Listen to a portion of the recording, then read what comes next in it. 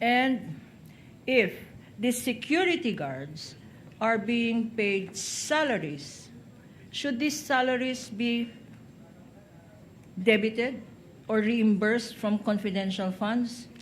Isa po, yung salaries po, hindi po siya pwedeng i-charge sa confidential fund. Okay. So itong activity na sinabi na to check securities, to check surveillance daw, to make surveillance of the routes of the Vice President when she arrives to an engagement, when she leaves to an engagement, when she attends engagements, Christmas parties, whatever. Counsel for respondent, yes? Ocular. Your Honor, please. I haven't finished. Okay. Okay. And counsel mentioned ocular inspection and casing of venue prior to activity. Now, prior to an activity, should this be part, Madam Witness, if this is a function being done by her personal security guards, should this be considered as part of confidential funds activity, Your Honor? This clearing the road. Your Honor, please. Yes, counsel for The respondent. report that does not say that it was done by the security guards. Your Honor, there's nothing in there. I'm asking her now, Your Honor. That's asking for an opinion, Your No, Honor. no. Let's clarify one thing first. The Vice President has no security guards. She has, She has security a personnel, Your Honor. VPSG, Yes, Your Honor.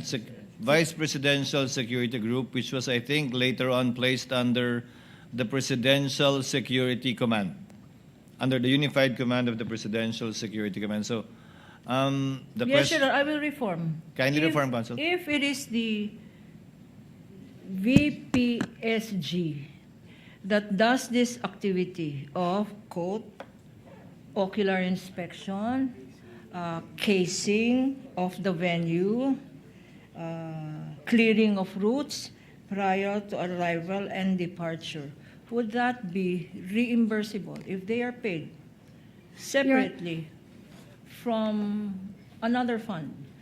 Can that be part of the liquidation of confidential funds, Madam Witness? Your Honor, please.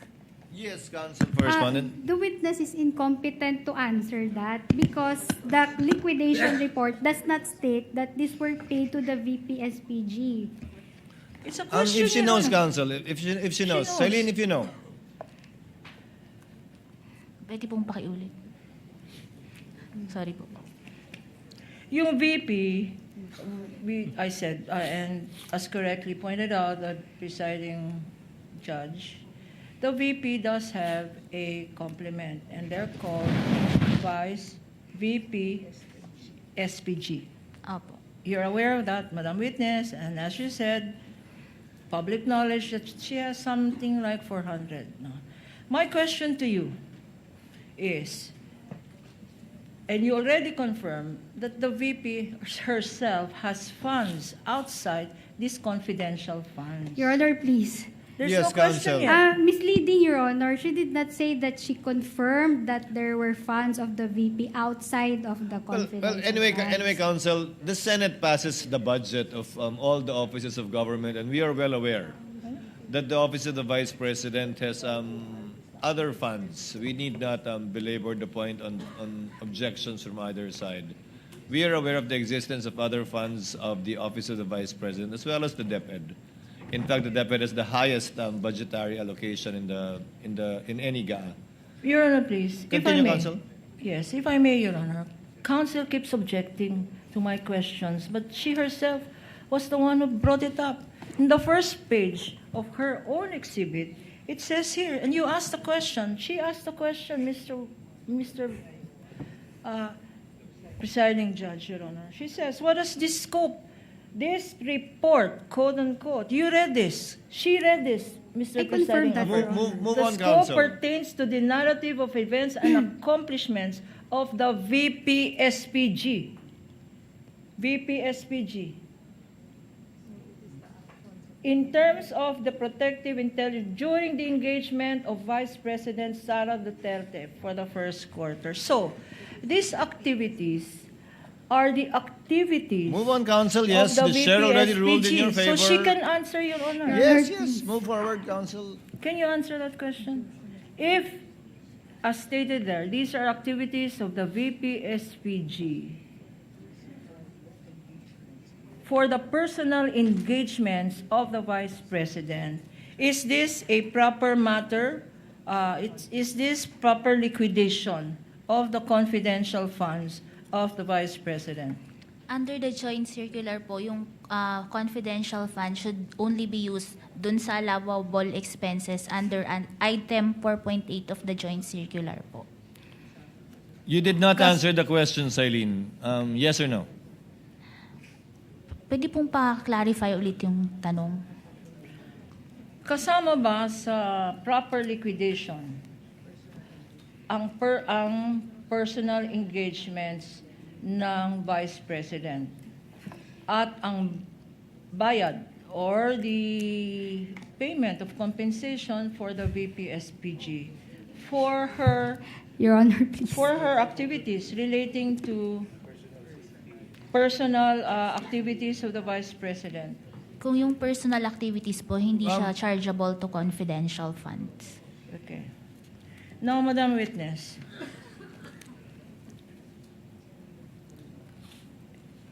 Counsel asked you earlier about the mandate of the COA, and you are competent to testify on it. Okay. Correct? Opo. Now, I will ask you about the mandate. The mandate of the Vice President.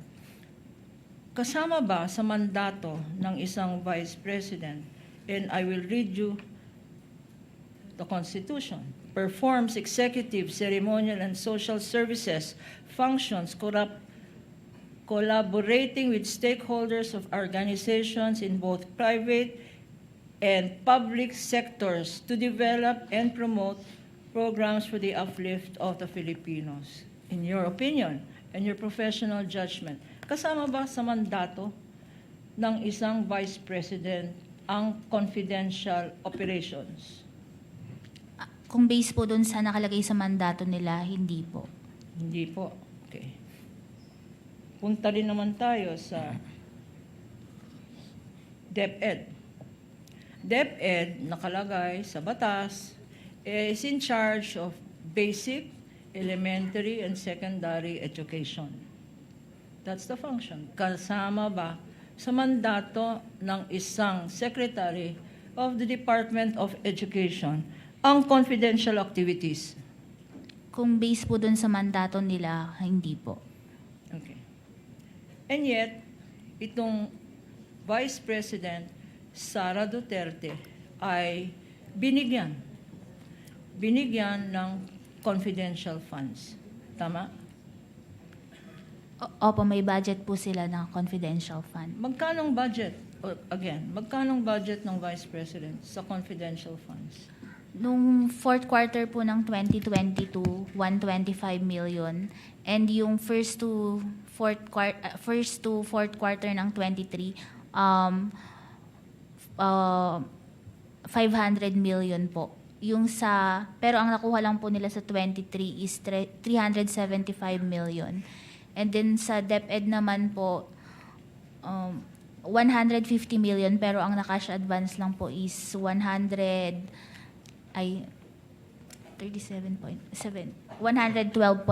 million. Okay. Let us now go to, tama ka, wala sa mandato both ng Office of the Vice President at ng DepEd ang confidential activities. Now, let's go to yung sinabi ng Counsel for the Respondent na quoted from the FIRES, itong report na sinubmit. Meron siyang sinabing activity.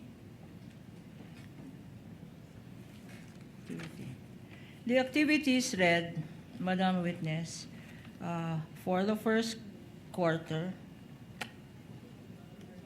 were pertain to January 2 to to January 10 of 2023 for the first PIOR. Okay, first report. January 2 to January 10, 2023. Pero sa pagkaalam natin, and please confirm, on that date, on this period, January 2 to 10, na napakahaba ng binasa ng activities ng Council for Respondent, wala pang confidential funds ang Office of the Vice President during that period, January 2 to 10. And yet, Madam Witness, she is now saying that these activities, well, according to Council, that these activities for January 2 to 10 cited in this report are by way of liquidation for confidential funds. Paano nangyari yan? Can you explain to us, Madam Witness, how is it possible that a Vice President is claiming liquidation for activities before February 6, the period for which she was given these confidential funds, January 2 to 10. Did you note this in your report? Hindi po siya nakasama sa report kasi yung PIOR is sinubmit nila for to support the payment of rewards po. Okay. Let us now go. But based on this document, the activities cited by Council were for a period prior to receipt of the confidential funds that President said, this is in liquidation of the confidential funds I received. Going now to my next point, Madam Witness, allowed ba ito? Parang the activities, Christmas party, tree planting, what's this? Council meetings, acceptance of awards, rewards, etc. Are these, by nature, are these part of confidential funds activity? Kung under the joint circular po, yung allowable lang po na ma-charge sa confidential fund is yung enumeration sa item 4.8 po. At hindi ito enumerated doon. Hindi po nakasama yung nabanggit po ninyong activity. Pero napakabait naman ng Presidente. Yung giving of Vice President, giving of medicines, giving of groceries, giving of ayuda. Hindi ba magandang activities yan para sa isang Vice President? Your Honor, please. I'm asked preliminary, Your Honor. Ms. Lee? Let's hear the counsel for respondent. Yes, Okay. Attorney Christine. Your Honor, that's misleading question. And asking for an opinion. Hindi ba maganda yan sa isang Vice President? Sustained, modify, counsel. Your Honor, please. I will reform, Your Honor. This tree planting, these Christmas funds, this giving of assistance, giving of grocery, giving of medicines, are these funds, if properly accounted for, could they be gotten from either the President's Social Services Fund, or for what you said, there is another audit unit that audits her regular funds? Could the President, if you know, could the Vice President have gotten all of this funding from her regular or social amelioration funds instead of the confidential funds, Your Honor, which please. you said must be strictly complied with? Counsel for respondent. That calls for an opinion, Your Honor. She- She should have gotten it from amelioration fund. Let's let it It is continue. within her competence. If she knows, counsel. Celine, if you know. Kung yung paggagamitan po is yung nabanggit nyo na activity, hindi po siya chargeable so sa confidential fund po. Okay. Now, Madam Witness,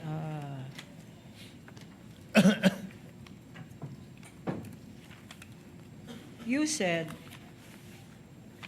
that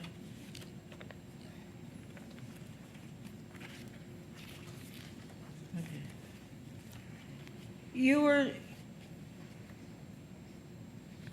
were shown or you were asked by counsel for respondent certain activities.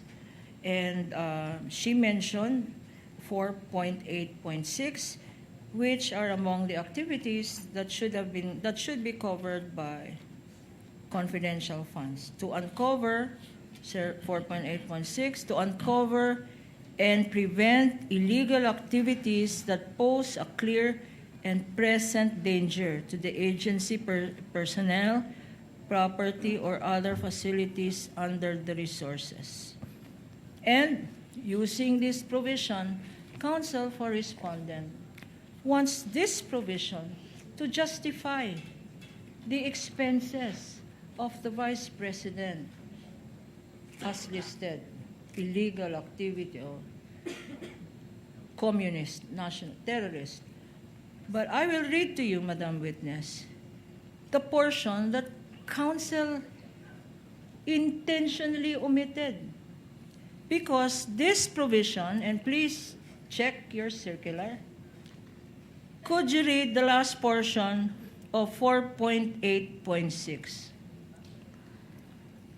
Done in coordination with the appropriate law enforcement agencies. In other words, Madam Witness, this particular provision says, yes, it is correct. It is proper to use confidential funds to uncover, prevent illegal activities that pose clear and present danger.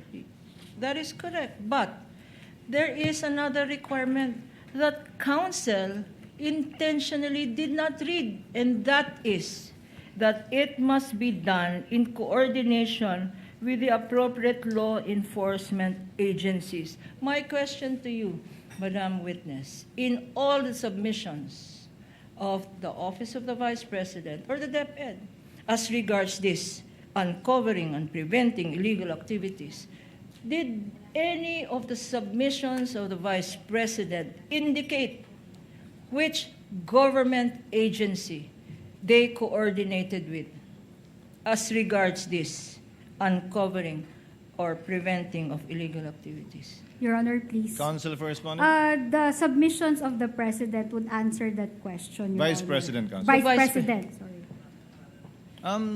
It The was all question is- submitted to Silene. Let Silene answer. Silene, Dun were po- there any submissions Meron that ba, okay, it was coordinated with the respective law enforcement agencies? meron bang sinabmit na dokumento ang Office of the Vice President na, Madam COA, ito po yung mga government agency na kasama namin na nag-implement nitong surveillance, nag-implement nitong binigay naming information para uncovering on preventing illegal activities. Meron bang listahan o dokumento na sinabmit ng Office of the Vice President or ng DepEd showing precisely the appropriate law enforcement agencies they collaborated with? Yung sa DepEd po, yung sa certification ng AFP to support the payment of rewards, may nakalagay po doon na coordination. Certification lang. Okay. Sa Office of the Vice President, Doon po, meron po ang nakalagay na doon sa PIORs nila, nakalagay po doon kung kanino sila coordinate po. Meron doon sa PIORs yung details. sino-sino ang mga national agencies na to? At more important, ano ang evidence of success? Ano ang connection ng coordination or pag-cooperate ng OVP or DepEd sa success? Na sinabi mo na another requirement, an important requirement in the liquidation of confidential funds. Meron bang documentos showing the success of this collaboration with the government agencies? That's a compounded question, Counsel. Okay. If I may, sabi niyo sa DepEd, may dokumento nagpapakita may coordination sa AFP. Sa Office of the Vice President, may dokumento ba nagpapakita ng koordinasyon sa law enforcement agency? Sabi niyo, oo. At kung maalala ko, Silene, local police, di ba? Opo, nakalagay po doon sa PIORs nila. No, it's a compound question because now Counsel is asking you, what is the proof of success of these coordinative efforts with law enforcement agencies? May pruweba ba ng tagumpay nung mga operasyon yun? Yun pong sa DepEd po, kinonsider ko po as documents evidencing success yung sa certification ng AFP. Yung sa OBP po, yun po yung hindi na hinanapan ko pa ng additional documentation na nagpapakita ng success. Particular dun sa portion na nagbayad ng reward, Opo, tama. hindi sa impormasyon. Opo, tama. Okay. Madam Witness, also counsel referred you to 6.2.3, which is liquidation of cash advances for confidential funds. At binasa niya isa-isa. Nag-submit ng ito, liquidation report, nag-submit naman. Certified copy, etc. of disbursement vouchers, evidence of documents, physical financial plan, lahat ng binasa dito sa 6.2.3. Ay sinabi ng counsel for the respondent, ay sinubmit naman. Kung compliance, post-audit compliance ang COA-ICFAO. Kung sinubmit naman itong mga dokumento, bakit meron pa rin AOM? Bakit may AOM leading to notice of suspension, leading to notice of disallowance? If, in fact, as counsel for respondent suggest, kompleto naman kami ng submissions. Based on the evaluation of each document po, may mga nakita po doon na hindi compliant with the joint circular po. And kagaya ng, just very briefly. Yun po, gaya yung sa OBP po, yung payment of rewards which were not supported with documents evidencing success, and yung mga purchases po na hiningan ko ng other documents that deemed necessary in the audit po.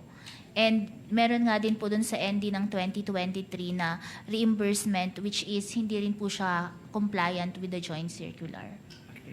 So, yung sinasabi na mali kayo, sinabi niyo non-compliant, kompleto naman ang checklist, hindi tama yun ang sinasabi mo, Madam Witness. Meron pong nasabit na dokumento pero after the evaluation of each document po, hindi pa rin po siya compliant with the joint circular. Okay. Let's go now to the last 6.2.3 na again, hindi na naman kinote ng counsel for the respondent. 6.2.3.7 refers to other supporting documents the ICFAO deems necessary for the proper evaluation of liquidation documents submitted. What does this mean? Other liquidation documents. Ang ini-imply ng Office of the Vice President at DepEd councils na kasi sinabi nyo, limited to the documents. Are you constrained? Kayo ba ay bawal tumingin o humingi pa ng iba pang dokumento para patunayan, tinatawag na supporting documents, na inaakala niyo yung kailangan or necessary para sa proper evaluation ng liquidation documents submitted? Pwede po kaming humingi ng additional documents na makakatulong sa amin sa pag-evaluate po ng liquidation ng confidential fund. Kagaya ng ano itong other supporting documents? Gaya nga po yung hiningi ko dun sa purchase of supplies and provision of medical and food aid. Yun pong receipts and sales invoice po to ascertain na talagang pinambili ito ng supplies and food and medical aid. At sinabihan nyo sila, no? Nung humingi kayo ng other supporting documents, mga ORs, mga sales invoice, nag-submit ba ang OVP at ang DepEd nang hinihingi nyong other documents deemed necessary for the proper evaluation of the liquidation documents submitted? Nag-submit ba sila? Part po ito nung notice of disallowance na nandun pa sila sa period prescribed po para mag-appeal sa commission proper. No. Ito ngayon, sinabi mo, you were confronted with your tabulation and your summaries na wala naman nakalagay na pangalan doon. Ang nakalagay lang doon, dates tsaka amounts. Opo. Correct? Opo. Okay. And in particular, merong pinakita sa'yo, as part of your summary, merong mga acknowledgement receipts doon na Ang date ay iisa lang. Opo, tama. And but disbursed in one day. Nakalagay yun, disbursed in one day. Tama? Yung kahapon po, opo. Okay. Ngayon. In your joint circular, kasi in relation to that, pinag-usapan rin, Attorney Wamel, and now you confirm, pinag-usapan rin ang observation na mahina ang internal controls ng Office of the VP at ng DepEd. And patunayan dyan, meron disbursement officer allegedly nag-disburse ng several amounts in several places. Na-mention, in fact, sinabi ko Superman, pero sabi ng presiding officer, physical impossibility na lang ang gamitin niya.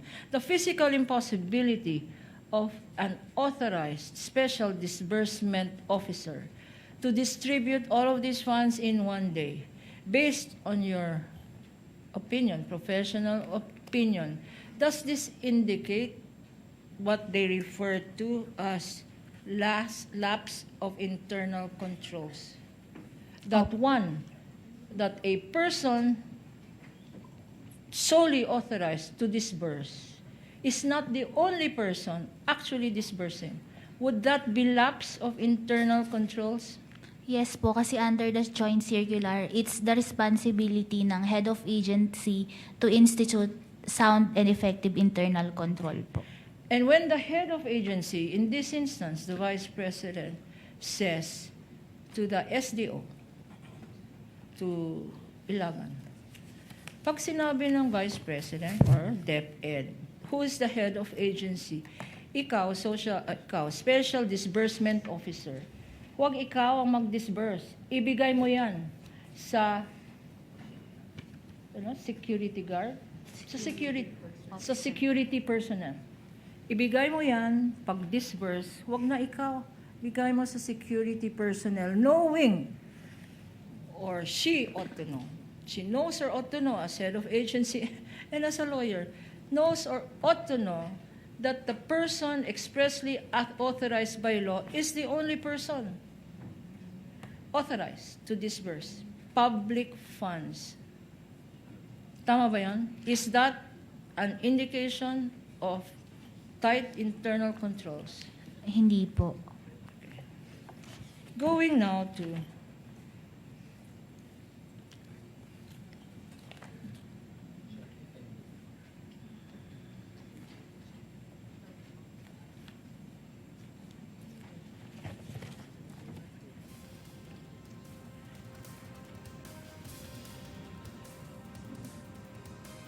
Okay. As I mentioned earlier, pinakitahan ka ng counsel for the respondent ng mga priors. Documents listing activities prior to the receipt of the confidential funds. Opo. Okay. What now would your assessment, what would COA's assessment be under the joint circular? What will your assessment be? Allowed ba ito? Under po kasi sa joint circular, kung itong expenses is before the cash advance, ito ay reimbursement, which is a violation po ng item 6.1. Wait lang.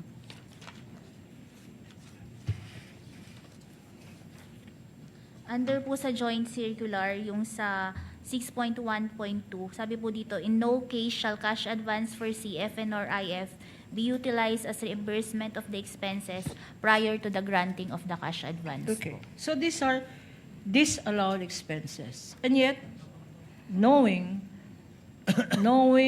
that hindi naman covered ito ng kinash advance nila na confidential funds, sinabit pala nila. Ano yan? Palagay ko. Ano yan?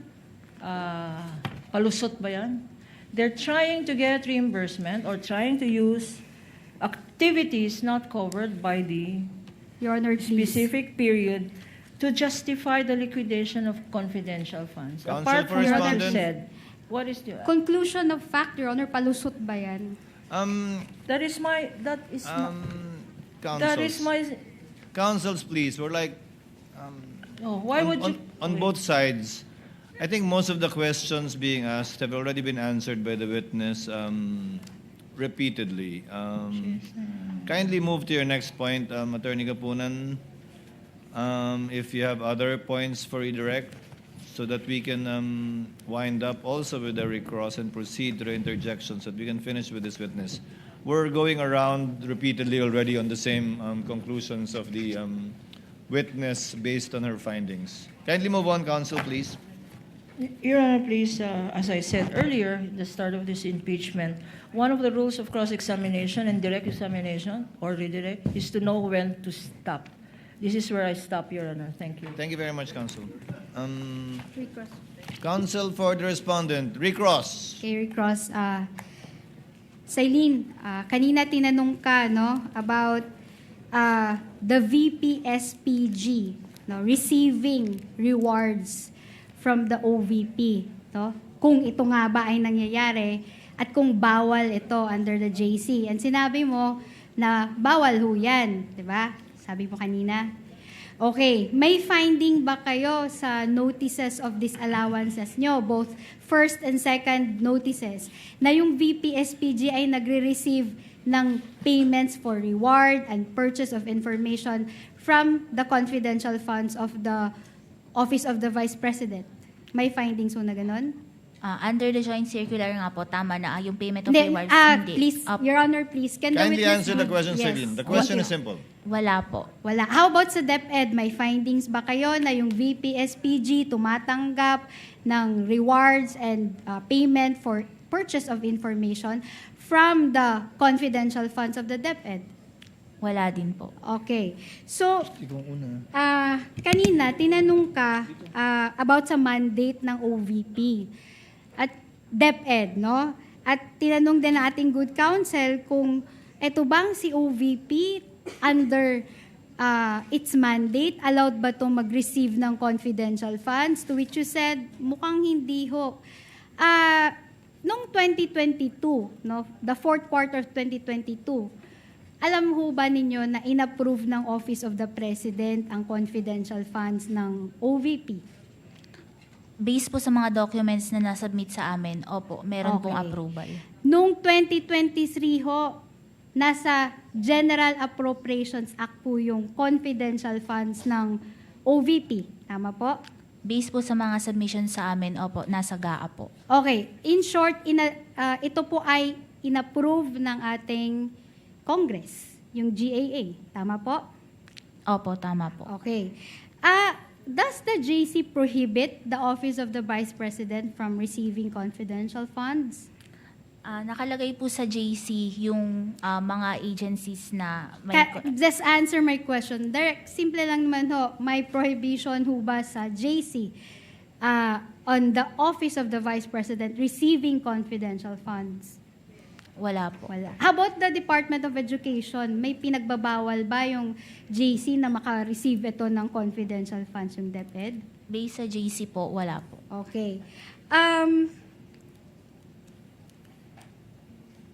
Okay. So, tinanong ho kayo kanina about the OVP, no, or the SDO, no, in that regard, disbursing monies in one day in several places. No, sinabi ho, isang araw, madaming mga pinaggastusan, no, isang date lang yon, iba-ibang lugar. May findings ho ba nito sa first ND ninyo? Wala po kasi we presume regularity po doon sa transaction po. Okay, thank you. How about sa second ND po ninyo? May findings ho ba nito? Dahil nga po nag-base kami sa certification under oath ng SDO, wala po. Okay, so, Okay.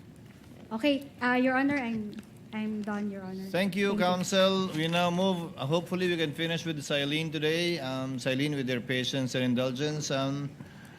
Senator Padilla, is he here? Not here. Senator Ontiveros, then, for her interjections. With the kind indulgence of Senator Ontiveros, Senator Padilla just arrived. Senator Padilla. You may proceed, sir. You have 2 minutes. You may proceed when you're ready. Maraming salamat po, Ginoong tagapamahalang hukom. Sa ating pong saksi, kayo po ay taga Baguio? Yes po, Your Honor. Saan po kayo sa Baguio? Irisan po. Irisan, opo. Ako po ay taga Baguio din. Saan po kayo nag-graduate? Sa... St. Louis University po. Ay, alumnus po ako niyan. Sa Boys High po ako. Dahil po dyan, hindi ko na lang po kayo pahihirapan. Tayo na lang po maging magkababayan na lang sa Baguio.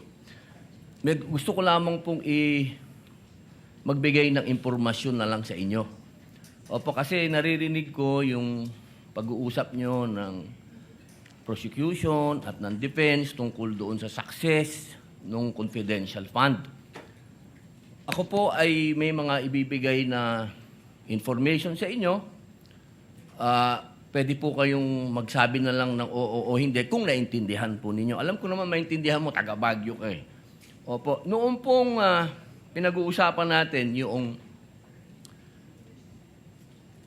patungkol sa mga terorista, na pag-uusapan po lagi ang ating Vice Presidente.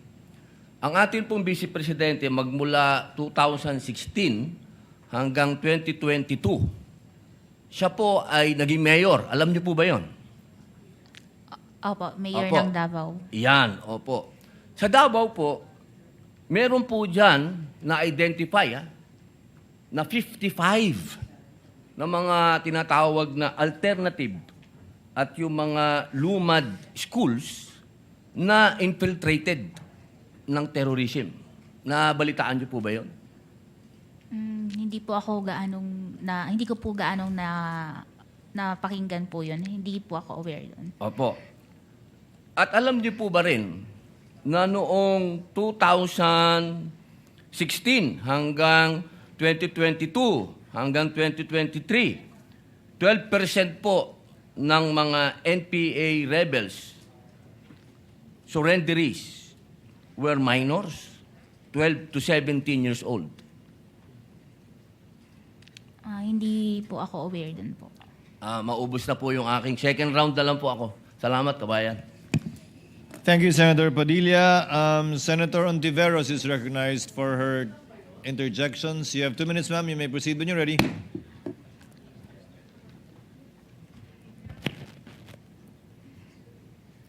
Salamat po, Mr. Presiding Officer. Ms. Witness, Ms. Sailin, kahit pa po walang confidential at intelligence funds ang OVP, may budget naman po ang VPSG para sa security ng lahat ng Vice Presidente, di po ba? Under po ata sila sa pagkakaalam ko, under po sila ng AFP. Under ng AFP. Ngayon, 3 taon na pong walang intelligence and confidential funds ang OVP. Kung alam nyo, may VPSG pa naman pong naka-assign sa kanila para bantayan yung kanyang seguridad, di ba? Sa pagkakaalam ko po, yun nabanggit po kanina ni presiding officer, napunta siya sa PSC, Presidential Security Command po. Okay. Ngayon, yung mga activities na nandoon sa mga Protective Intelligence Operations Reports na pinakita kanina, may binigay bang mga ebidensya ang OVP para patunayan na ginastusan nga po nila ang bawat isa nun? Wala po kasi in-attach lang po nila yon as proof of success of information gathering and surveillance activities. Okay. Na ayon sa inyo kanina ay hindi pa sasapat dun sa hinahanap nyong mga proofs of success dun sa intelligence gathering activities na iyon. Opo, tama po. Okay. Ngayon, sa iba namang mga acknowledgement receipts, may nakalagay na purchase of medical and food aid at dati naman medicines. May resibo po ba silang ibinigay para ipakita na talagang ang binayaran o ang binili ay yung mga gamot o yung mga pagkain na iyan? Wala po silang inattach na any receipts for sales invoice. Acknowledgement receipts po. Kahit sales invoice, wala. Acknowledgement receipts lamang. Opo. So, walang ebidensya na talagang ang pinagkagastusan ay yung mga gamot at yung mga pagkain na yon. Opo, kasi based lang doon sa acknowledgement receipts po yung sinubmit nila. Na ayon sa COA ay hindi sapat na ebidensya kung mga ARs lamang. Opo, hindi po kasi namin ma-ascertain kung talagang pinambili ito ng supplies, medicines, and food po. Kailangan nyo resibo o invoices para ma-ascertain, masiguro na yun talaga yung pinagkagastusan. Opo, tama po. Okay. Ngayon po, Ms. Eileen, dati po, tinawag ng land bank managers na unusual yung pag-encash ng milyong-milyong pisong, daan-daang milyong piso ng OVP at saka ng DepEd sa tigi-isang araw. Sa audit po ninyo, meron po ba kayong nakitang illegal, improper, o irregular sa paggamit at sa pag-liquidate ng perang iyan? Irregular po yung paggamit nila kasi po hindi po ito compliant with the joint circular. So just to close on this Kindly round, wind Mr. up. Presiding Officer, to wind up, irregular dahil Hindi po naging compliant with the paanong joint. hindi naging compliant? Dahil po ngayon sa payment of rewards were not supported with documents evidencing success, and yun nga po, hindi nila na-provide yung additional documents necessary para ma-ascertain yung purchase of supplies and medical and food aid. At saka po meron din kaming naging findings sa sa reimbursement po. Okay. I-follow up ko itong tanong at pati yung punto ng reimbursement sa second round. Salamat, Ms. Eileen. Salamat, Mr. Presiding Officer. Senator Judge Villanueva, you have 2 minutes. You may proceed when you're ready.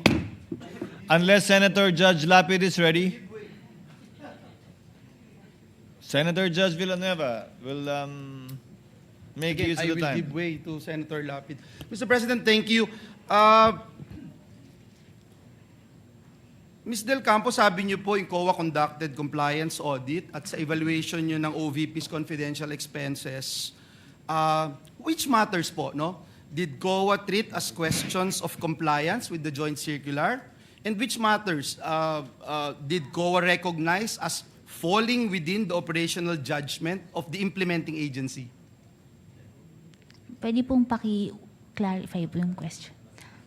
Which matters po doon sa pag-conduct ng COA, treating it as questions of compliance with the joint circular, and which matters doon po sa paggawa ng COA, recognizing it as falling within the operational judgment ng Office of the Vice President. Yung pag-evaluate po namin ng mga liquidation documents, binibase po namin yon sa joint circular. Yung sa Office of the Vice President po, yung pag-liquidate po dapat nila, it is based po dapat sa should be compliant with the joint circular. Dapat pareho lang. Opo. So when COA disagreed na yung OVP's characterization that an activity was confidential, necessary, and successfully accomplished, what specific standards po yung ina-apply nyo? The joint circular po ang basis ng aming audit. Wala na pong ibang separate COA guidelines. Ginagamit din po namin yung rules and regulation on settlement of accounts. I'm sorry. The rules and regulations on settlement of accounts. And ito po, same standards applied consistently to all the transactions reviewed. Opo, tama po. Salamat po. Kapag nag-issue po ang COA ng notice of disallowance, maaari pa po bang itong ma-cure simply by correcting, replacing, or subsequently submitting supporting documents? Yung sa notice of disallowance po, appeal po sa commission proper ang remedy po ng isang agency. So kailangan kang dumaan provided ng COA rules na para ma-lift o ma-reverse yung ND. Is that correct? Can you explain the process? Pag nag-issue po kasi si ICFAO ng notice of disallowance, may demand na po to restitute the amount. Pero may remedy pa din po yung agency na mag-appeal po sa commission proper. Commission proper or COA director? Yung sa case po ng ICFAO, diretso na po sa commission proper ang appeal. Tapos, pwedeng mag-MR. Kung magkakaroon po ng decision, kung gaya nga po ng nangyari sa fourth quarter 2022 na meron silang, yung decision is na-affirm yung ND, opo, meron pa pong remedy na MR. Tapos pwedeng mag-judicial review Pag sa SC. petition for certiorari po. Okay, so yung pong pag-correct o pag-submit ng additional document ay hindi by itself equivalent sa legal lifting o reversal ng ND. Depende po yan sa evaluation na po ng Kailangan sa commission aksyonan ng proper COA. Opo. Malinaw po yan. Last na po. Para malinaw po sa atin lahat, no? Kung ang isang agency ay nag-classify ng isang activity as confidential, bound po ba ang COA sa classification na ito o bilang constitutional audit body, hindi po? Yung sa confidentiality po, pag naipasa naman po sa amin, iniingatan din po namin yung mga documents na nasasubmit sa amin. And what we do po is yung kung tama ba yung paggamit ng confidential fund na ibinigay po sa isang ahensya. Ulitin ko po yung tanong. Hindi kayo bound. Hindi kayo bound na ang isang ahensya dineclare confidential funds ito. Hindi kayo bound dahil as a constitutional body, meron po kayong independent evaluation as Commission on Audit para yung malaman kung isang ang activity at expenditure ay talagang confidential in nature at pasok ito sa definition at allowable uses under the joint circular. Yes po, kasi itong confidential fund is pondo po ng bayan na kailangan ma-audit at magkaroon ng proper maging anong tawag dito, ma-check kung ito ay nagamit ba sa tama po. Again, hindi kayo bound. Pag dineclare ng isang ahensya, ito confidential funds, hindi kayo bound. Hindi po, kasi nga kailangan i-liquidate pa din po properly. Tama po yun, no? And I support that sa Constitution, Article 9D, Section 2, 1 and 2, COA has the power and duty to examine, audit, and settle accounts involving government funds and the exclusive authority. Kayo ho, yung may exclusive authority to define the scope of your audit. Is that correct? Opo, tama po. So, ibig sabihin, ang polisiya po ninyo, hindi po sapat na tawaging confidential ng isang ahensya, ang isang activity, subject pa rin po ito sa independent audit determination ng Commission on Audit. Is that correct? Yes po, tama po. Dahil nga po ito ay pondo ng bayan at kailangan po na ma-audit ito ng tapat. At nung ginawa po nyo ito, ilang beses po silang nabigyan ng pagkakataon para sumagot? Yung sa fourth quarter 22, dumaan po ito ng AOM, naging NS, naging ND. Yung sa 2023 naman po, AOM, tapos naging ND dahil nga po may direct violation of the joint circular. Salamat po sa pagklaro ng proseso. Salamat. Senator Judge Ready po. Pangilinan, you may proceed with your interjection when you're ready. You have 2 minutes, sir. Thank you. Magandang hapon, ma'am. Sa usapin nung December 21 to December 31, 2022, na ginastos yung 125 million. Pag hindi naubos yung 125 million doon sa by December 31, anong mangyayari sa pondo? Babalik po yun sa National Treasury. So ibig sabihin, hindi may babalik as savings ng OVP, babalik sa National Treasury. Opo. Now, I'm trying to understand bakit, diba, ang ikli ng panahon, which you mentioned, maikli yung 11 days, but wala kayong finding, no? Ngayon, kung halimbawa nagsumiti sila ng mga dokumento para mapatunayan na tama lahat ng ginastos nung 21 to 31, di walang issue, hindi ba? Kung nasubmit nila yung mga hinihiling ninyong additional documents. Yes po. Okay. Pero dahil hindi nila sinumite, hindi nyo alam kung tama nga ba yung gastos nung December 21 to December 31. Tama? Opo, dahil hindi po nila na-explain Yes. mabuti. Okay. Of course, hindi nyo malalaman kung illegal o irregular, pero hindi nyo rin malalaman kung legal o regular. Doon po siya magfa-fall sa irregular kasi nga po hindi siya compliant with the joint Okay, circular. hindi nyo malalaman kung napunta sa personal use o hindi. Tama? That's why you're asking for more documents. Opo, tama Okay, po. okay. So, kaya siguro, well, so kung hindi niya nagastos, babalik. Opo, sa National At Treasury. hindi niya maaring gastusin sa January. Hindi na po. Hindi rin niya maaring gastusin before December 21. Hindi po kasi bawal po ang reimbursement. So talagang dun mo lang magagastos. Yes po, dun sa nakalagay na period of utilization of the cash advance. Which could be valid dahil yun nga lang ang panahon or invalid. Dangan nga lang, kaya kayo humihingi ng dagdag na dokumento para malaman natin kung valid ba o hindi. Opo, tama po. Okay. Yung usapin ng protective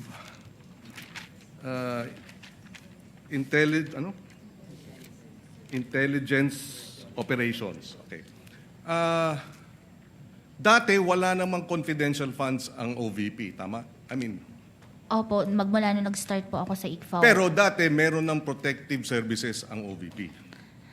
Sa pagkakaalam ko po, walang yung under the PSG po ata sila. Yes. So, yung gastos para sa security, dati sa PSG. Pero dito, lumalabas yung casing, security, appointment, ay ginastos o ginamit yung confidential funds. Tama ba yun? Opo. Okay. Next round na lang po. Thank you, Senator Judge Pangilinan. Senator Judge Aquino may proceed with this interjection when he's ready. You have 2 minutes, sir. Maraming salamat, Mr. Presiding Officer. Magandang araw po. Good afternoon po. Okay, so sa inyo pong determinasyon sa inyong opisina, meron pong mga disallowances, no? Tungkol po sa kategorya ng mga gastos, kung sino po yung nag-disburse. Pero hindi po naging rason ng disallowance yung mga kakaibang pangalan. Tama po ba? Opo, tama po. Okay. Pero nakita po ninyo na may mga pangalan na kakaiba. May Piatos, may Bacon, Heart, Queso at kung ano-ano. Hindi nyo isip na baka red flag po ito?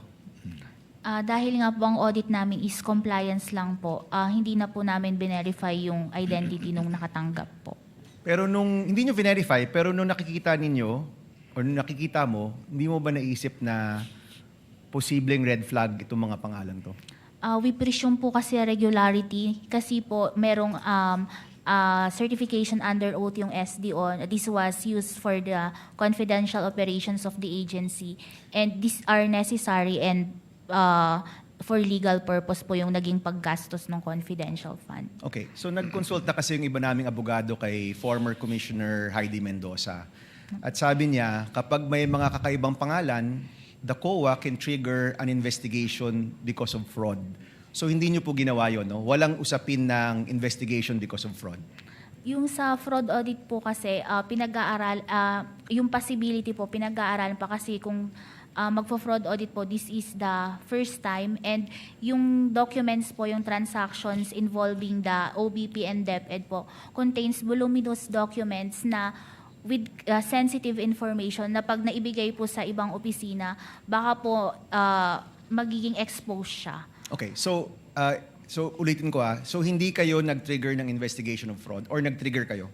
Wala pa po, pinag-aaralan pa po with the chairperson. Pinag-aaralan. So it's possible na magkaroon pa ng investigation due to fraud? Opo, gaya po ng sinasabi ko, pinag-aaralan pa lang po at kung kinakailangan po, pwede pong mag-fraud audit po. Okay, let me ask about what is fraud, no? Ano yung fraudulent? Yung paggamit ba ng alias ay fraudulent? Ito ba'y bawal or illegal? Doon po sa joint circular, silent po kasi ang joint circular as to the use of alias po. Pero ang ayan po dito is dapat na ibigay po ito sa tao at nagamit confidential expense So po. thank you for that. So kung nagamit to sa talagang nakalagay doon, hindi ito fraudulent. Pero kung ito'y hindi naman nagamit doon sa nakalagay at kunyari nabulsa lang, fraudulent yon. Correct, no? Opo, tama Okay. po. Kung so yung bawat isang pangalan, dapat ba merong ring 1:1 na totoong tao sa likod nun? Or pwede kunyari may alokasyon ng 10 million tapos hinati-hati sa tagti 300,000 pero isang tao lang talaga yon. Yun po ba fraudulent? Ang kwan ko po doon is isang tao lang yung nakatanggap based doon sa acknowledgement receipt po na yun. Okay. So sa inyo pong professional opinion, kailangan po yung bawat AR ay may katumbas na totoong tao, kung yun man ang kanyang pangalan o meron siyang totoong pangalan. At yung nakalagay doon sa report na activity, yun dapat talaga yung nagawa. Tama po ba? Opo, tama po. Okay. Are you aware, Madam Witness, na meron tayong batas na nagbabawal ng paggamit ng alias? Hindi po ako familiar dun sa law. Okay. There is a law actually, RA 6085, na nagbabawal ng paggamit ng alias, at nais na naming alamin kung ito ba'y pertinent dito sa usapin ng confidential and intelligence funds, at aalamin po namin yan. Maybe for the second round. Maraming salamat, Madam Witness. Thank you, Senator Judge Aquino. Senator Judge Erwin Tulfo, you may proceed with your interjections. You have 2 minutes, sir.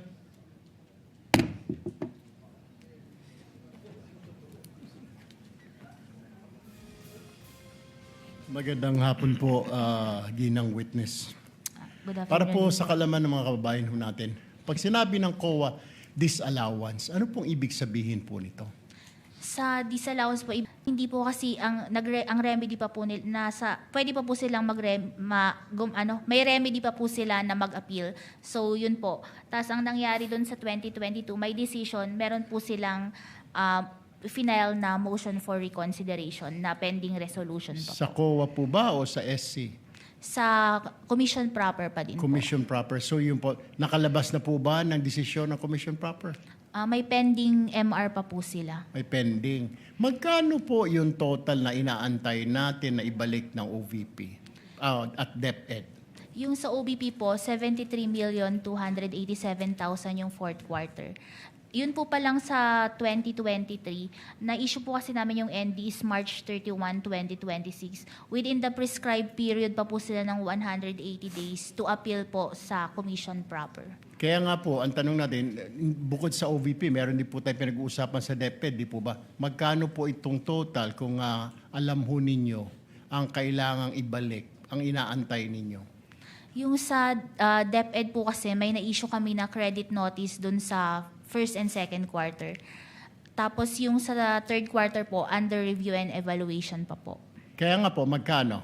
Yung niyo sa po ba? DepEd po is 112.5 million. From 2022 to 2023 po yun? Wala po silang budget for 22. First to third quarters po ng 23 yung sa DepEd. 112. Sa DepEd po, magkano inaantay nyo? Yun po yung 112.5 million. Sa OVP po? Sa OBP po is 375 plus 73.287 million po. So magkano pong total lahat? Mga hindi ko na mga 4 million ay 400 plus. 450. Opo. Okay. So yun ang inaantay po ninyo. Yung sa OBP po. Opo. So hanggang ngayon inaantay po ninyo. Opo, kasi may mga remedies pa po sila na Okay. Alright. Maraming salamat po. Yun lang po. Senator Judge Ejercito, you may proceed with interjections. You have 2 minutes, sir. You may proceed when you're ready. Yes, magandang hapon. good afternoon po. Siguro first question lang, no? Is it allowed for disbursement to be validly spent and still be disallowed by COA, no? Yung disbursement to be validly spent and still be disallowed by COA for want of documentation. Yun, kumbaga, posible ba na nagastos naman ng tama ang pondo pero disallowed pa rin ito ng COA dahil kulang ang mga dokumentong nagpapatibay ng pagkakagastos? Opo. So, posible pala yan. Halimbawa, nawala ang resibo, no? Ganon, kaya hindi maipasa ng COA, ibig sabihin, automatic na disallowed na ito pag nawala. Pwede pong pakiulit. Halimbawa, nawala, ganun ba yung, ibig niya sa pag nawala yung resibo, automatic na madidisallow ng ginastos dahil wala na itong maipapakita, wala nang katibayan. Kung sa pagbabasihan po yung sa joint circular, yung sa disallowance po kasi, yung hindi siya naging compliant with the joint circular. Kaya, Sige lang po. tapos, dun po sa sinasabi ninyo na nawala yung resibo, doon po kasi hindi natin ma-check, ma-ascertain kung talagang ginamit ba ito kung sa purpose na yun po without yung receipt na yun. Tapos napansin ko lang din po sa iyong testimony, no, yung pong period ng December at New Year season, sa iyong bang experience, ito ba yung normally na nagkakaroon ng increase sa paggastos ng, kasi ito yung tungkol sa confidential at nagkaroon ng, parang pag-spike, no, nung Christmas season na base doon sa iyong presentation. Normal ba ito sa ibang ahensya rin? Yun po kasi sa ibang ahensya, as a general, doon po sila sa 3-month period po. Doon po yung paggastos nila. So yung kasi madalas pag Christmas season, yan yung peak season sa karamihan ng paggastos eh. So yung sa confidential and other, itong mga, itong pinag-usapan nating mga pondo rito, ganun di ba? Meron bang normal ba na ganun ang karamihan na ginagastos na panahon na lumalaki? Hindi po.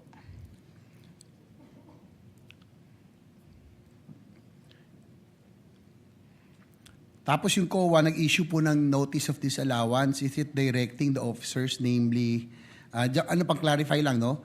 Na ibalik lang yung pera o the personal capacity pag nag-issue kayo ng notice of disallowance? Pinapabalik po doon sa mga persons liable po sa transaction. Gaya nga po doon sa ND, yung head of agency, yung SDO. Accountant, and opo. Tapos, yung bang, is it our understanding or correct that at agency, office with confidential funds cannot advance its payment only to members later? Kumbaga, pwede ba yung ganun na i-reimburse na lang kung nauna ng gastusin? Ang reimbursement po, hindi po ito pinapayagan sa joint circular. Hindi po po. So, ito disallowed ka agad. Opo. Kasama po sa mga disallow nyo. Kung may reimbursement po, opo. Last na po, in your experience sa inyo pong confidential fund expenses, have you come across with other agencies sa ibang ahensya na nagastos yung ganito karami in such a period? Kasi meron doon 11 months na parang na-reiterate, no, sa mga nabasa ko lang po. Na ganun kabilis din po. Yung sa ibang agency po, hindi ko na po siya pwedeng i-disclose kasi part na po ng audit ng... That's all, Mr. Thank you, Presiding Senator Judge Ejercito. Senator Judge Raffy Tulfo. You may proceed when you're ready, sir. You have 2 minutes. Thereafter, our Senate President. Thereafter, Senator Lacson. Madam Witness, pag-usapan natin yung safe houses ng OVP. Based dun sa records ng House of Representatives noong 2022, yung OVP ay gumastos ng 16 million pesos sa confidential funds para sa bayad o rental ng mga safe houses, correct? Opo, tama po. At ilang safe houses ito? Pwede po ba ma-check ko yung records ko? Go ahead po.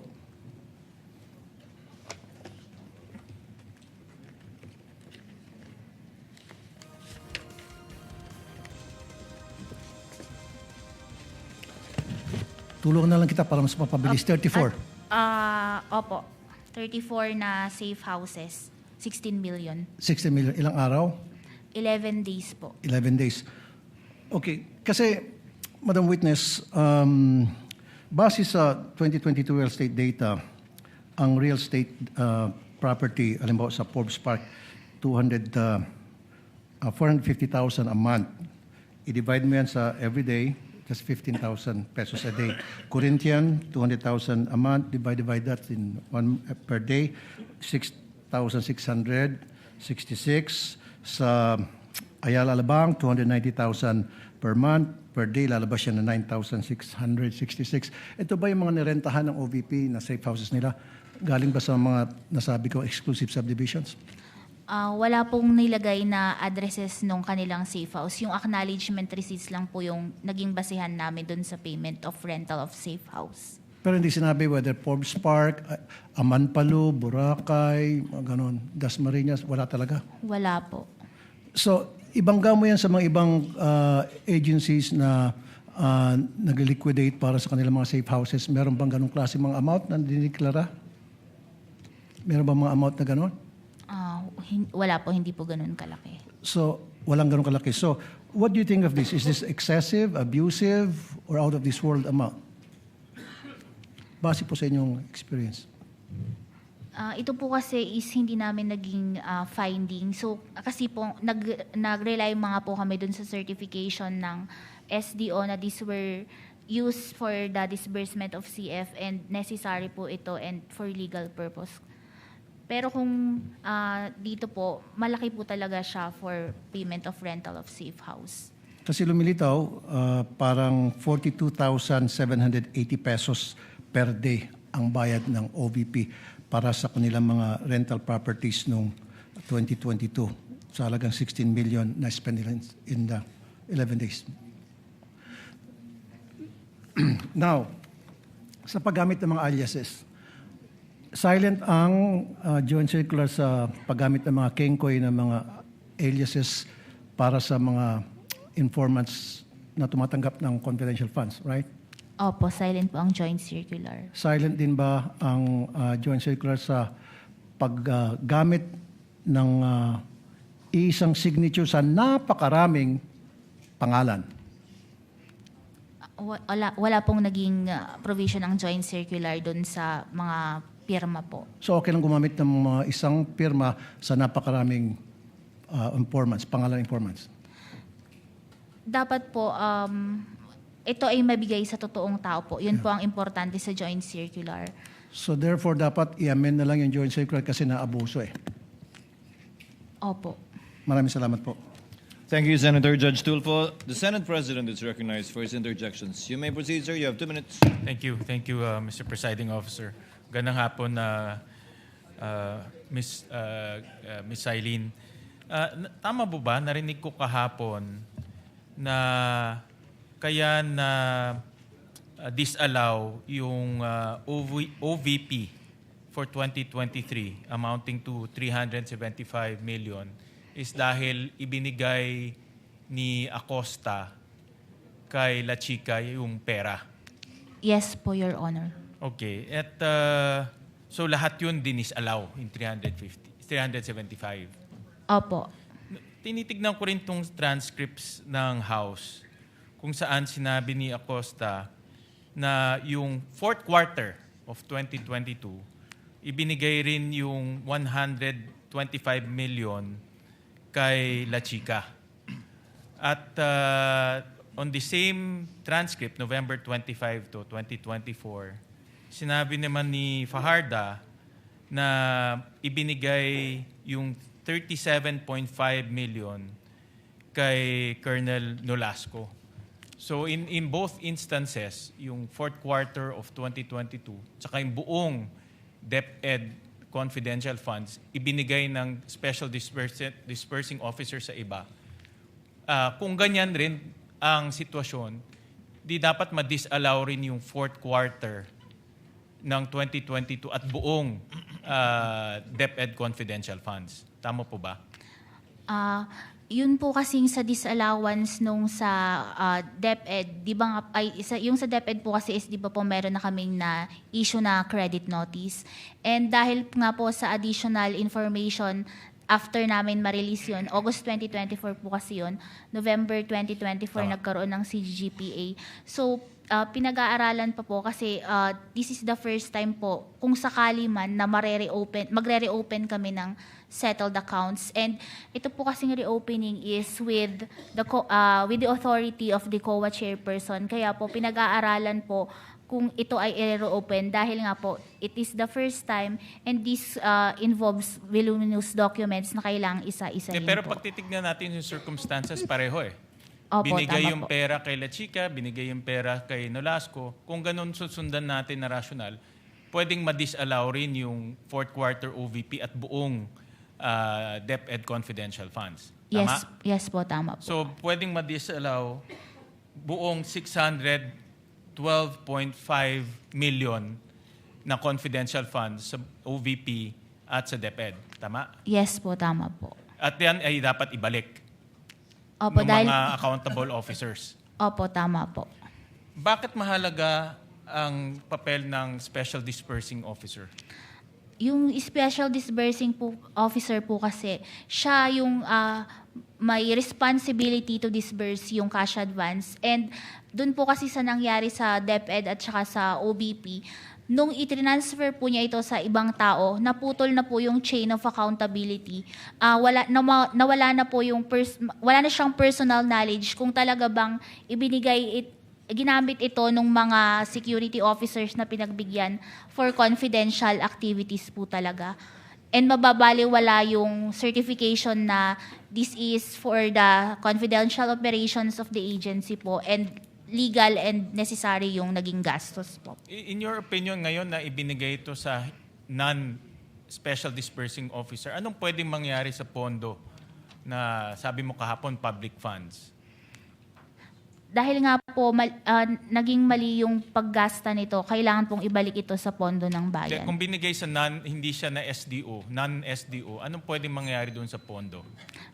Pwede po itong magamit sa hindi dapat paggamitan na hindi for confidential expenses. May risk po na ganun. All right. Thank you, Mr. Presiding Officer. Senator Judge Lacson, you may proceed when you have 2 minutes, sir. Thank you. Good afternoon, Silene. Good afternoon po.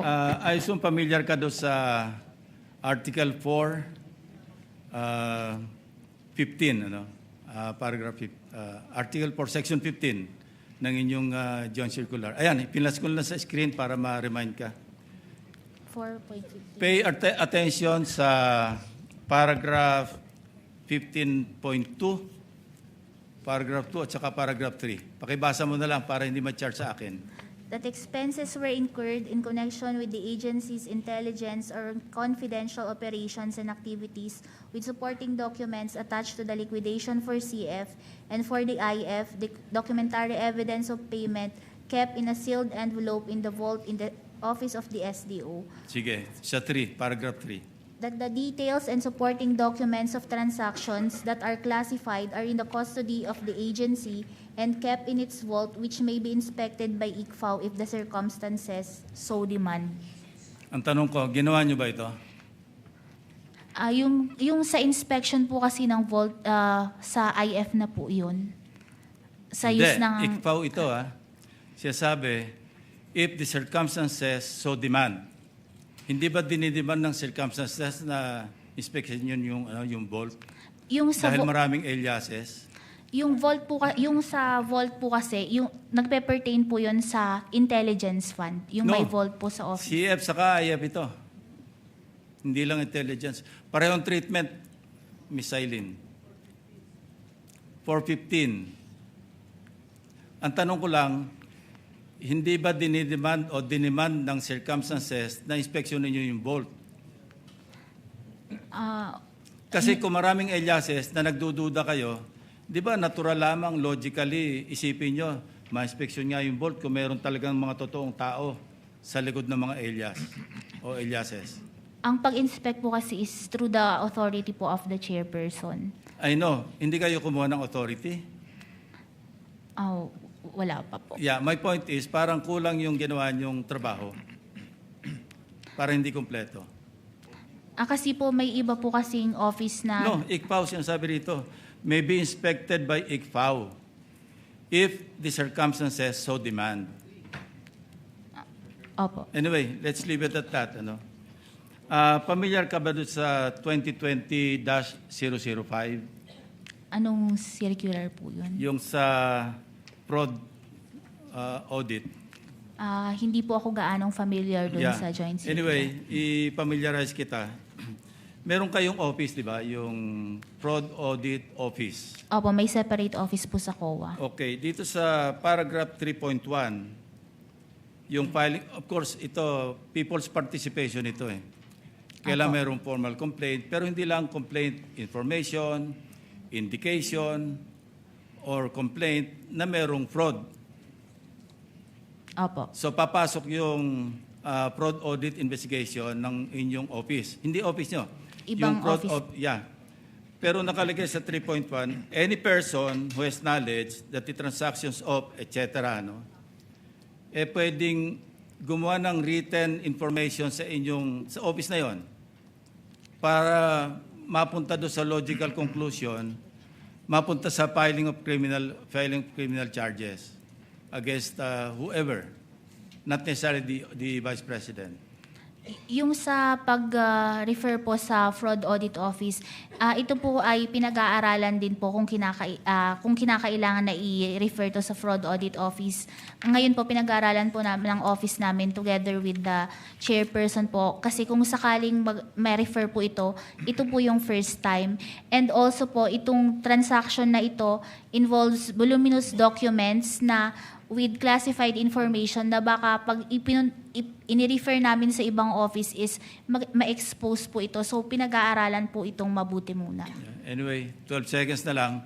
Isa na lang tanong, balikan ko yung sa 4.15. Hindi nyo ba naisip na man lang na kung na-inspect nyo yung vault, kumuha kayo ng mga specimen, yun yung mga question document, yung mga signatures. Ma-compare nyo sana doon sa mga ibang officials na mayroon kayong specimen signature para ma-determine nyo kung forged yung mga signatures na sinabi sa inyo. Yun lang, Mr. Presiding Officer, Mr. Chairman. Kindly answer the question, Celine. Opo, i-refer po namin sa higher authority po. Thank you po.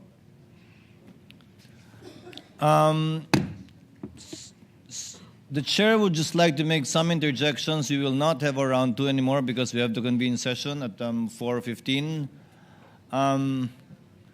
So that we can dispense with the witness already. Just a few questions, Silene. Wala pang NFD, lahat ng pondong pinag-uusapan natin. Fourth quarter of 2022, the first 3 quarters of 2023 for DepEd and OVP. Opo, wala pa pong NFD. So wala pang final decision lahat ng ito. Opo, tama Pag po. sinabi nyo nag-demand kayo ng restitution, ang ibig sabihin lang naman ito, kinarga nyo na as an unliquidated cash advance yung mga yung mga dinis-allow ninyo. Opo, tama po. Yun lang naman po ang ibig sabihin nun, di ba? Hindi naman ibig sabihin, isoli mo, bigay mo yung pera sa akin. Ibig sabihin nun, ilalagay namin yan as unliquidated cash advance during the pendency of the notice of disallowance. Yes po, kasi may mga remedies pa po sila. Kasi hindi pa nga final at wala pang NFD. Opo. Tama po? Pangalawa, ano po ba pagkakaiba ng disbursement sa transfer? Illegal mag-transfer ng pera ang SDO sa isang non-SDO, pero pwede po ba siya mag-disburse sa isang non-SDO o unbonded na tao? Hindi din po pwede. Hindi rin po niyang ibigay yon sa unbonded na tao. Recipient na po yun eh. Yung sa disbursement po niya, opo, hindi banded. Pero kung dapat po diretso from the SDO to the recipient of the confidential fund po. So, ang disbursement pwede sa non-bonded na tao, ang transfer ng pondo sa non-bonded hindi pwede. These are technical terms. Opo. Di ba? So, kung ang pinagbigyan ay recipient, pwede yon kahit non-bonded. Opo, kasi siya na yung talagang recipient ng confidential fund. And as a final question, Silene, I checked the transcript, which the court took judicial notice of. I would like to ask more eyes to look at it. Hindi ko nakita sa transcript na sinabi ni Gina Acosta na binigay niya kay Latchika lahat for the fourth quarter of 2022 and the first 3 quarters of 2023. Medyo may ganung punto pa si Eduarda.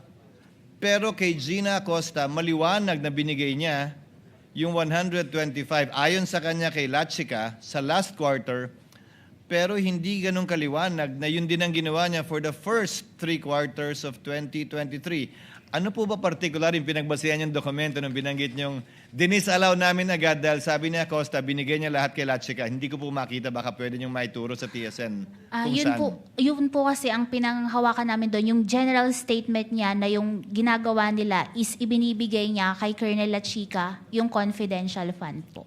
Pero ang tinutukoy po niya ay yung 2025. Yung general statement po ni Eduarda, yun ang tumutukoy sa confidential fund ng DepEd para sa 3 quarters ng 2023. Pero hindi po pareho yung statement nila ni Gina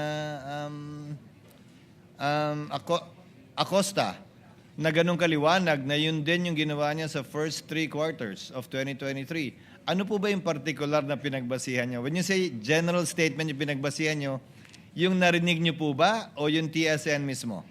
Yun nga po, yung naging admission niya na binibigay niya kay Colonel La Chica Kindly po. listen, Celine, yung narinig mo nung nandun ka o yung TSN mismo? Yung narinig ko po nung nandun po ako na sinabi niya na binibigay niya kay Hindi Colonel mo La Chica. pinagbasihan yung aktual na TSN na marahil mas maliwanag tungkol sa bagay nito. Opo. So based lang dun sa narinig mo nung nandun ka. Opo. Thank you, Ms. Eileen. Senator Padilla, yes,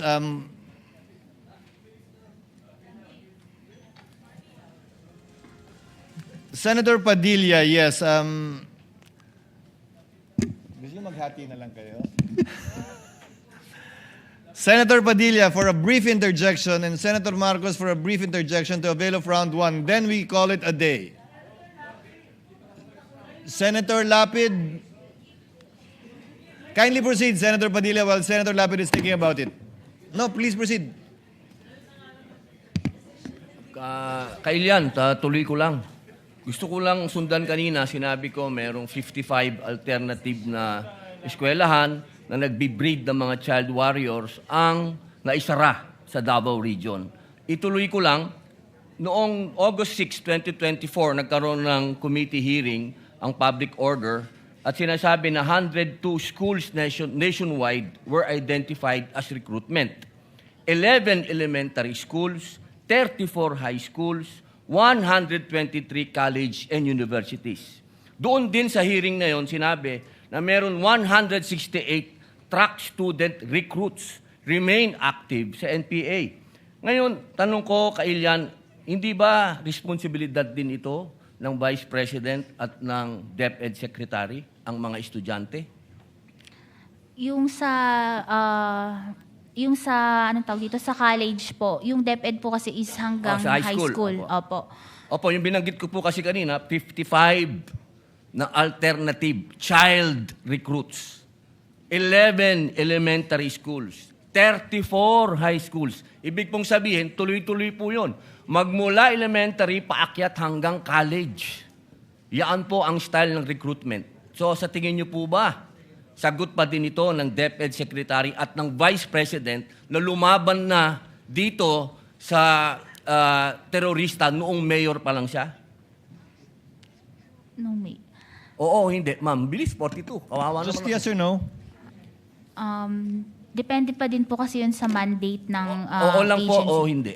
Sa palagay niyo po ba? O sige, skip na po natin kung ayaw niyong sagutin.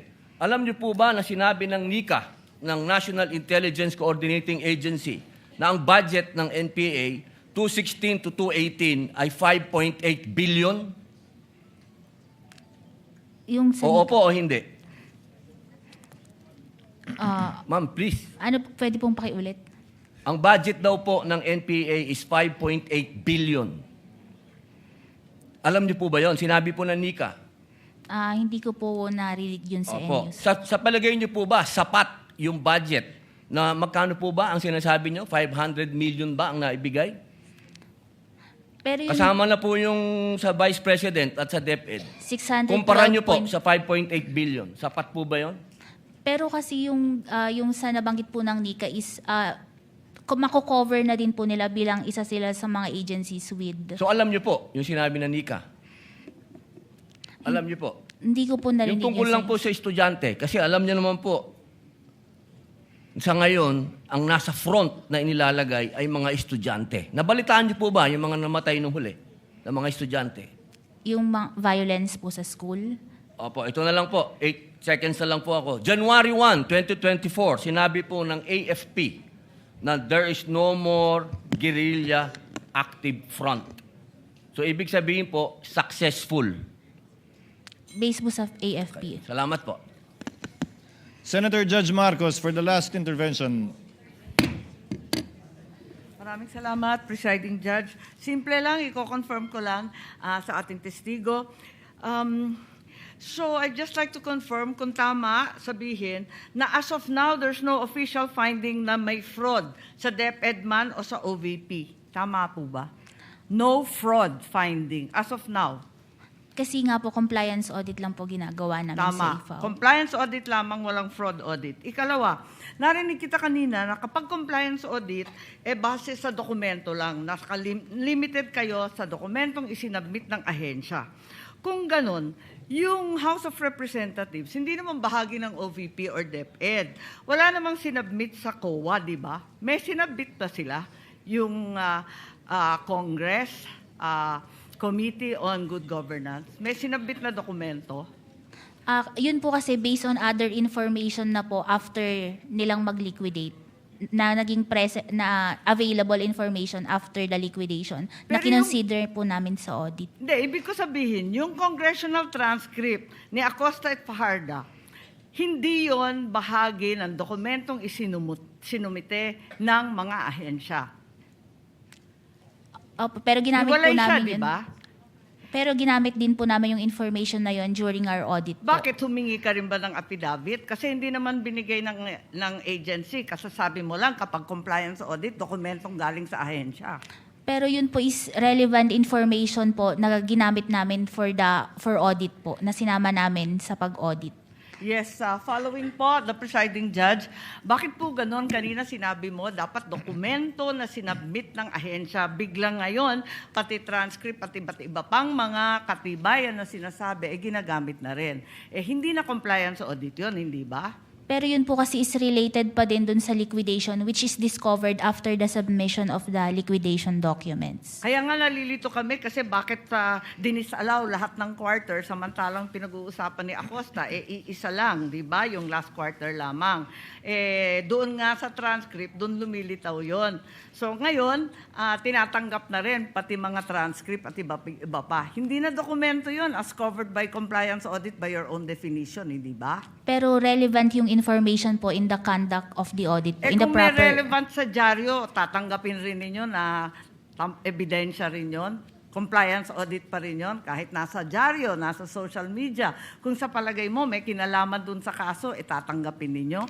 Kasi nga po dun sa circular, pwede kaming mag-dependent sa other documents deemed necessary sa audit po. So, pwede, miski anong dokumento. Parang lumalabo yata yung joint circular. Maraming salamat po. Thank you. Again, that would be the last round for this witness. Ms. Eileen, salamat po sa inyong kooperasyon. Salamat sa inyong pasensya. Salamat sa pagsagot sa lahat ng tanong mula sa magkabilang panig. Gayon din mula sa mga senator judges. You are excused, ma'am, and thank you very much for your time and cooperation. Thank you po, Your Honor. Ingat po kayo. As I understand it, we issued subpoenas for Fajarda, Acosta, and Pareja for only up to today. Will we be issuing subpoenas for the 3 witnesses again for Monday, Tuesday, and Wednesday, lead prosecutor? We confirm, Your Honor. We just want to put on record that Can you place on record the order? Yes. We are moving for the reissuance of subpoena ad testificandum for the following trial dates, August 17, 18, and 19, to the same witnesses as follows. One is Ms. Marivic Pareja, the House of Representatives Legislative Information Bureau Director. Second is Ms. Gina F. Acosta, the former Special Disbursing Officer of the OVP, or Office of the Vice President. The third is Edward Fajarda, the former Special Disbursing Officer of the Department of Education. We understand, Your Honor, that the Honorable Impeachment Court already noted the respective addresses. However, please note that the subpoena for Edward D. Fajarda must be addressed to the Office of the Vice President as well. Yes, Likewise, Your because Honor, he's already transferred to that office. in line with our intention as well to maximize our time in presenting the prosecution's witnesses, we are likewise requesting for the issuance of subpoena ad testificandum to Lemuel G. Ortonio, Assistant Chief of Staff of the Office of the Vice President, with the same address at OVP Office, Your Honor, in Mandaluyong City. So this is the fourth one. Sorry, Your Honor. This is the fourth one. This is the fourth one, Your Honor. And we would like to put on record as well that the written manifestation with request for subpoenas ad testificandum has been furnished to the defense and has been filed with the Office of the Clerk of Court of the Honorable Impeachment Court. And the chair would like to remind the lead counsel to kindly furnish the counsel for the respondent any requested stipulation for documents you may want to prior to the scheduled trial of on Monday. So hopefully within the day or tomorrow, so that they can already comment on it in open court on Monday. We submit, Your Honor. Your Honor. Any other matter you want to take up, counsel for respondent? Your Honor, good afternoon. I confirm receipt of the manifestation with the request for subpoenas ad testificandum for the 4 intended witnesses of the prosecution for next week. I would just like to inquire the order in which the prosecution intends to present these 4 witnesses, specifically who would be their witness on Monday, Tuesday, and Wednesday, just for our guidance. I believe it is in the order stated Pareja, followed by Acosta, followed by Fajarda, and then Ortonio, Your Ortonio. Honor. We confirm, Your Honor. In that order. So the subpoena for Ortonio will be issued only on 18 and 19 for sure, because surely we cannot take him up on the 17th. Thank you for the clarity, Your Honor. Second item is that we also would like to confirm that as of today, in response to the directive of the presiding officer, we have not yet received any request for any potential stipulations or any factual stipulations the prosecution intends to ask from the defense. However, the more important manifestation that I would like to make today, Your Honor, is in relation to a social media post that I happened to see. And this was posted at 11:29 a.m. by one of the private prosecutors, Attorney Amando Virgil Ligutan, posting that a principal or lawyers and law students know by heart misleading questions are not allowed even in cross-examination. Now, this was posted and picked up by Inquirer.net at 11:29 a.m. today. And I surmise that this has something to do with the exchange between the private prosecutor, Attorney Kapunan, and the defense counsel, Attorney Ferrer, on the matter of the cross-examination question that Attorney Ferrer asked the prosecution's witness. And I have here a transcript because I find it troubling that a private prosecutor would do this in the middle of a courtroom hearing. Because as far as I'm concerned, impeachment court is also a court of decorum. And the rules on impeachment under Rule 18 actually prohibits participants, especially lawyers, from commenting about the merits of the case. Now, one may argue that this isn't about the merits of the case, that he probably was just commenting about what ought or ought not to do in a cross-examination, but we're not naive. What the private prosecutor is talking about, he's here, he can explain it. He can explain himself if the presiding officer so desires, but I really just find it in bad taste to do this at this time. And I think it is inappropriate to do that to a fellow member of the bar, because even as we sit on the opposing side of this hall, we remain to be both members of the bar, and as officers of the court, we owe each other respect, politeness, or even kindness. And it doesn't take one to be a lawyer to know that the first thing that our parents teach us to do is humility. Your Honor? No, I'm not yet done, Your Honor. In fact, I have asked one of our lawyers to review the actual transcript from the video that transpired between the prosecutor and Attorney Ferrer, and it would seem that in the heat of the exchange, or in the passionate exchange of the arguments between the prosecutor and Attorney Ferrer was not even actually referring to misleading questions as allowed as implied in the social media post of Attorney Ligutan. In fact, it's here. The court can confirm this from a replay of the video. Attorney Ferrer, sinabi ho ba yan sa JC na dapat may mahuli? The witness answers, ang nakalagay po kasi sa JC under 4.8.2 ay proof of success. Attorney Ferrer, hindi. Sorry, Your Honor, please. Attorney Kapunan, let the witness answer, Your Honor. Mr. Presiding Officer, can the counsel be instructed not to stop the witness mid-sentence, Your Honor? Attorney Ferrer, Your Honor, please, can the witness be directed to just answer with yes or no? The counsel has her time to ask clarificatory questions later during redirect, Your Honor. And Attorney Kapunan, not all questions can be answered by yes or no. This is the meat of the contention of the argument between Attorney Kapunan and Attorney Ferrer. Attorney Ferrer responded, I am on cross, Your Honor, please. And the presiding officer said, counsels. Attorney Kapunan responded, never mind if you are on cross, Your Honor. There are limits to cross-examination. Misleading questions are not allowed on cross. This was the first time that the matter on misleading questions was actually raised by Attorney Kapunan. And Attorney Ferrer, for some reason, said they are allowed, but she was pertaining to the fact that the questions to which a yes or no answer may be answerable are allowed. She's not referring to misleading. I mean, you know, in effect, Attorney Ferrer was only saying that leading questions are allowed on cross-examination, not misleading questions, and yet we have a private prosecutor immediately taking to social media and posting this, implying something against the defense counsel. We will not have this.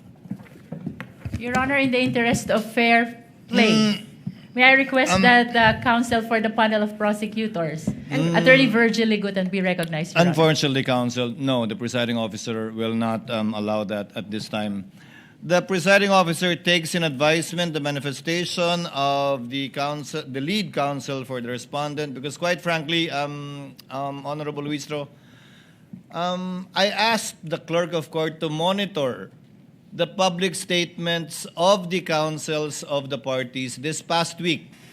And one side has been crossing the line many times. And in fact, the presiding officer is already in the process of drafting a ruling and a warning and an order pertaining to this. Because clearly, I can even name all of you who have been commenting on social media in violation of Rule 18 of the impeachment rules. But I will do that on Monday, perhaps, after taking advisement, the manifestation of the counsel for respondent. It's not really so much being cordial or nice or kind, but it's a basic violation of Rule 18. I already talked to the parties 2 weeks ago, reminding you that you might want to consider appointing spokespersons who are not part of the panel of prosecutors nor a private prosecutor, but you insist on maintaining that. So after 2 weeks, the court is constrained to make a decision and ruling on that. But we will do that on Monday with the permission of both counsels. Then we will hear you, counsel, and we will hear Attorney Ligutan prior to the court's ruling on the matter. But be advised that, again, we have it all on tape. We have been monitoring everything. We may not enumerate it one by one, but we will make the corresponding ruling on Monday. Thank you for bringing that up, counsel. It gives me a reason to actually issue the ruling, which we have prepared and have been preparing the past few days. On Monday, Attorney Ligutan, we will hear you before we make the ruling. Thank you. There being no other matter to be taken up by the trial, by the court, we hereby adjourn until Monday, August 17, still at 10 a.m.